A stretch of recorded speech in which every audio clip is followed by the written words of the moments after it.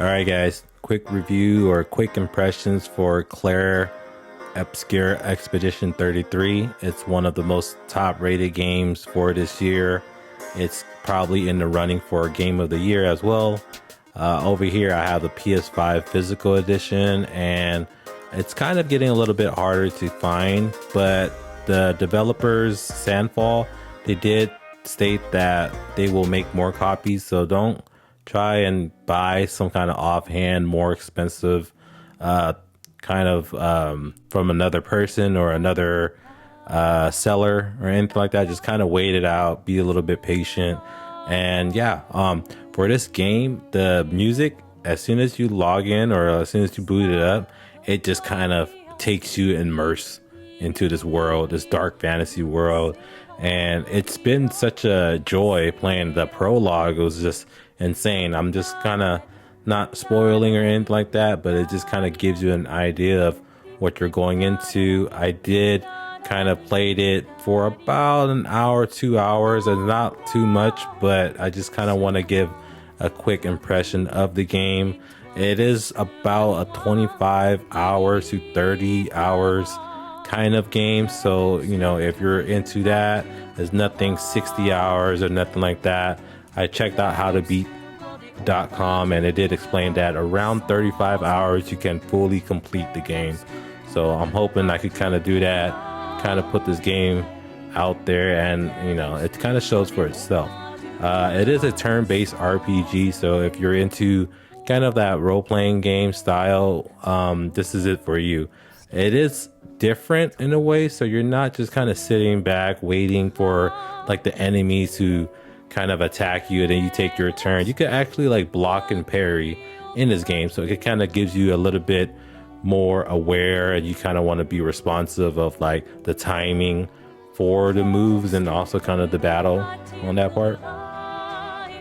A little bit about Clair Obscure is that you're a group of volunteers known as the Expedition 33, and you're out there to destroy this kind of like higher being named Paintress, which this person, what they do is like every year they would kind of draw or kind of distinguish a number, and let's say that number is 33, that person will then at age 33 kind of perish. The graphics in the game looks really good as well. Like over here you can kind of see the cutscene, the facial reaction, a voice as well. Charlie Cox did an amazing job. There's Andy Serkis that's playing in there. Ben Starr, who's the main voice actor in Final Fantasy 16, is also in this game lending his voice.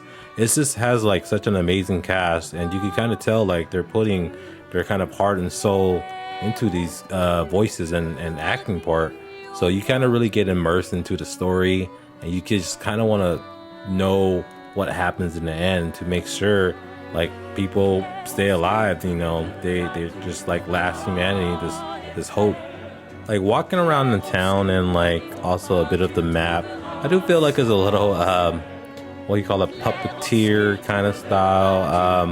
It's a little spongy for me, but it's not a really big takeaway from it, because when you look at the environment and just kind of like all the background, the buildings, and just the detail that you see in the game when you're walking, it's inspiring. It's like, it's just jaw-dropping, honestly. It looks so good. And you just kind of like feel even more immersed into the story, the game, traversing through the map, and also just kind of invested in these characters.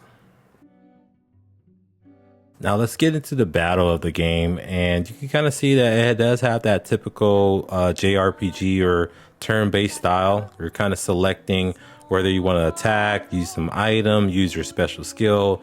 There is also AP points, which is the action points. So you can kind of use even more stronger skills, and to get those AP points you would have to either parry or block, and you have to time that correctly too. If not, you know, you kind of get hurt, get damaged.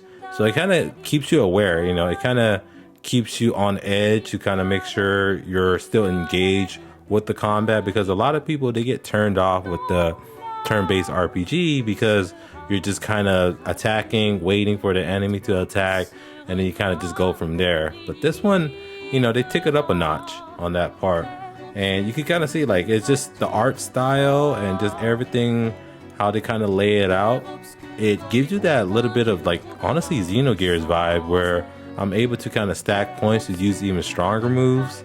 And on the left side, it kind of tells you who's next up in line to attack, and to kind of plan your strategy from there. Alright guys, let me know what you guys think of Clair Expedition 33. If you guys tried the game, it is out on Xbox Game Pass. If you guys do have that subscription, or if not, it's available on the PlayStation 5 and also on Steam. So at least it's kind of multi-platform. You can kind of try and play where you want to play. Yeah, so this game came out of nowhere. It's kind of like a nice hidden surprise. I know it was dropped on the Xbox showcase, and you know, it's taken the world by storm now. One of the highest rated RPGs this year.